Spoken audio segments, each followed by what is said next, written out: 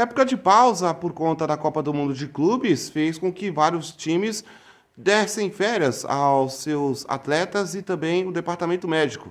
Só que esse tempo de pausa precisa de cuidados físicos, até para evitar que novas lesões possam ocorrer.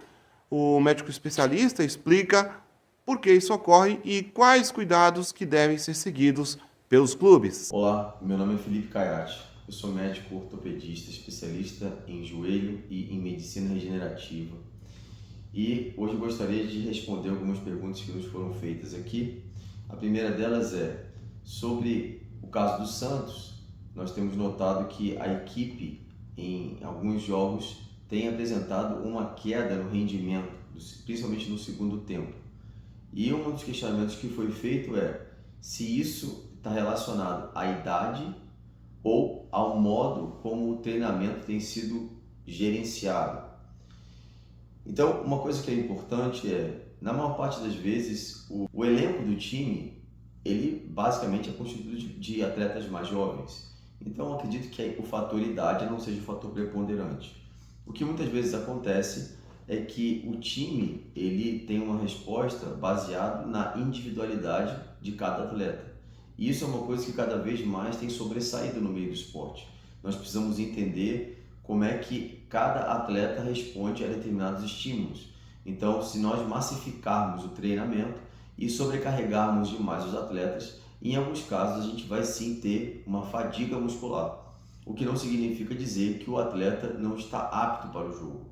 Então, o primeiro ponto e mais importante deles é nós precisamos individualizar o treino para cada atleta, entendendo as necessidades, as particularidades e também os limites. O segundo ponto que é importante é a suplementação adequada baseada no perfil nutricional de cada paciente, de cada atleta. Cada atleta vai ter uma demanda calórica, vai ter uma resposta metabólica, e isso precisa também ser individualizado.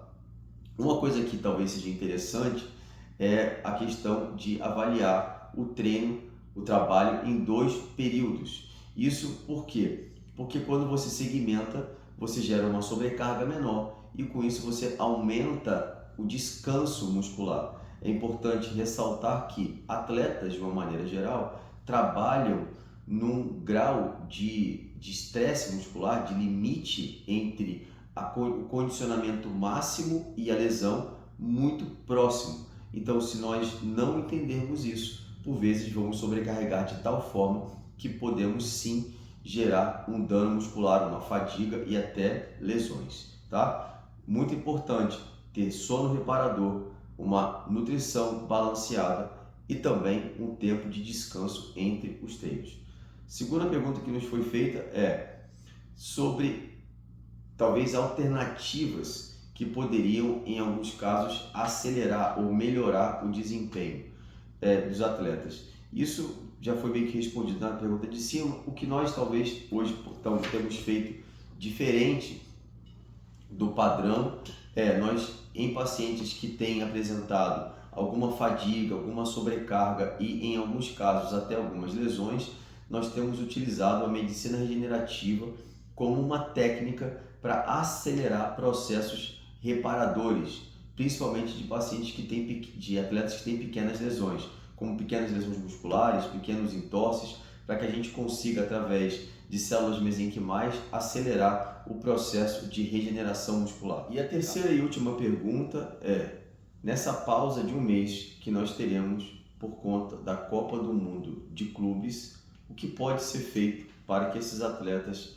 tenham um rendimento melhor e menos lesões? E a gente deveria fazer para que esses jogadores recuperem um treino em alto nível e sem ter tantas lesões. Então, o primeiro ponto é, de repente, diminuir essa sobrecarga de treino nessa primeira semana, né? Treinos mais leves, fisioterapia funcional, entendendo quais são as fragilidades que cada atleta traz, diminuindo as discrepâncias musculares, principalmente no que diz respeito a alongamento de cadeias que de repente estão mais encurtadas, que podem eventualmente sobrecarregar as articulações e os músculos dos jogadores.